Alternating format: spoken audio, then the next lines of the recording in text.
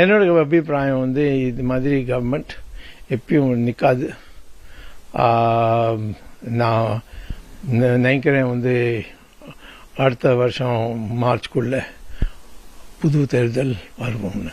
கூட்டணி அரசு வந்து நிச்சயமா 5 வருடங்களை கம்ப்ளீட் பண்ணாதுன்னு நாங்கள்லாம் ஒரு விசேஷமான கொள்கைக்காக பிஜேபி உருவாக்கினோம்.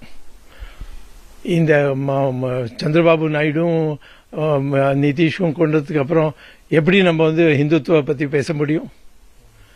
இவருக்கு தைரியம் இருக்கா பேசுறதுக்கு? பேச மாட்டார். நான் அவளுக்கு வந்து தினம் நாளைக்கு வந்து காங்கிரஸ் வந்து கூப்பிட்டா வந்து போயிடுவாரு. என்னோட அபிப்பிராயம் வந்து இது மாதிரி கவர்மெண்ட் எப்பயும் நிற்காது. நான் நினைக்கிறேன் வந்து அடுத்த வருஷம் மார்ச்குள்ள புது தேர்தல் வருவோம்னு. கூட்டணி அரசு